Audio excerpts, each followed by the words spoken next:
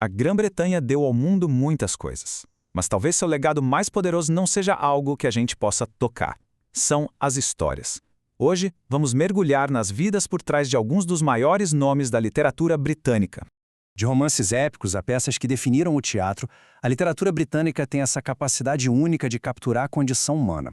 Mas a verdadeira magia, como a gente vai ver, muitas vezes não está na página, e sim na vida de quem a escreveu.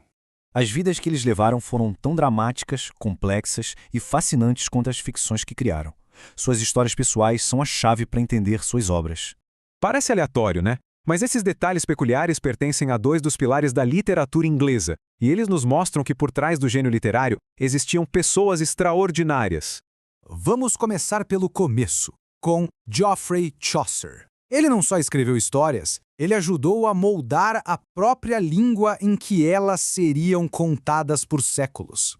Numa época em que o latim e o francês dominavam a corte e a academia, Chaucer tomou uma decisão revolucionária: escrever na língua do povo, o inglês. Com os Contos de Canterbury, ele tornou a literatura acessível e refletiu a sociedade medieval com um humor superafiado. E olha, a vida de Chaucer foi muito além da escrita. Ele era um homem do Renascimento antes mesmo do Renascimento, diplomata, político e até divulgador científico. Suas viagens pela Europa como diplomata o expuseram a uma variedade imensa de pessoas, cujos trejeitos de histórias ele mais tarde imortalizaria em seus contos. E sim, como recompensa por seus serviços, o rei concedeu a ele uma generosa pensão diária de vinho, para a vida toda. E o valor da obra dele? Em 1998, uma edição original de Os Contos de Canterbury foi leiloada por quase 7,5 milhões de dólares. Isso mostra o poder duradouro daquela decisão dele de escrever para o povo. Bom, se Chaucer lançou as bases da língua, o próximo gigante da literatura construiu um império sobre elas. William Shakespeare não era apenas um escritor, ele era o maior showman de sua época. A história de Shakespeare é impressionante. Ele chegou a Londres com pouco e começou trabalhando do lado de fora do teatro. Em poucos anos, estava escrevendo as peças que o mundo inteiro assistiria. Uma verdadeira história de sucesso. Mas assistir a uma peça naquela época era bem diferente de hoje. O público era barulhento, interagia, vaiava e até atirava comida se não gostasse da performance. Era um entretenimento popular e visceral, não uma arte silenciosa e elitista. E o drama de Shakespeare o acompanhou até o túmulo. Ele fez questão que essa maldição fosse gravada em sua lápide, um aviso bem sombrio para quem ousasse perturbar seu descanso final. Um toque teatral perfeito, mesmo na morte. Mas a literatura não era um clube só para homens. Um grupo de mulheres notáveis estava prestes a desafiar todas as convenções, usando suas escanetas como armas de rebelião. Jane Austen e as irmãs Bronte, Charlotte, Emily e Anne escreveram em um mundo que preferia não ouvi-las, mas com uma inteligência afiada e uma prosa poderosa, elas expuseram as rachaduras na sociedade patriarcal que tentava silenciá-las. Para serem publicadas, elas precisaram se esconder. Austen assinou suas obras como uma dama, enquanto as Bronte adotaram pseudônimos masculinos. Essa era a única maneira de garantir que seus romances fossem julgados pelo mérito e não pelo gênero de quem os escreveu. E essa citação de Austen aqui ilustra o ponto brilhantemente. Quem pensa que os livros dela são apenas sobre casamentos e bailes está enganado. Sob a superfície de romance, ela inseria críticas ferozes às limitações impostas às mulheres.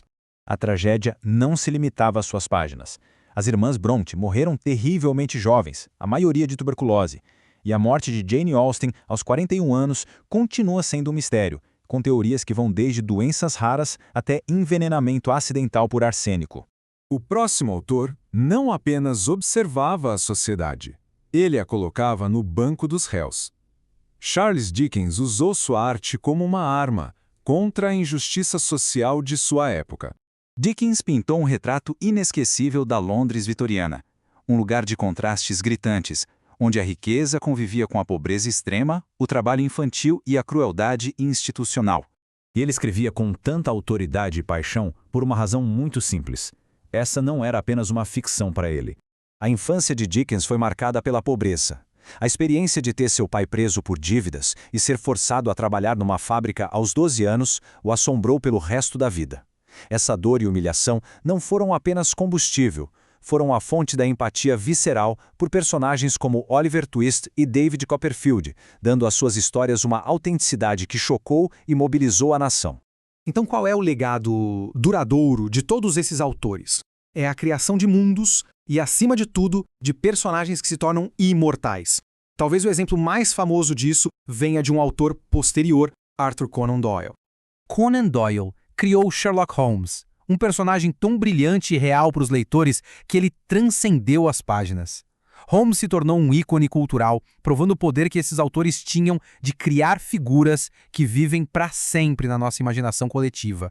De Chaucer a Dickens, de Austen a Doyle, esses autores não apenas escreveram livros, eles moldaram a linguagem, desafiaram a sociedade e criaram um legado que ainda respiramos hoje. Isso nos leva a pensar sobre o nosso próprio tempo.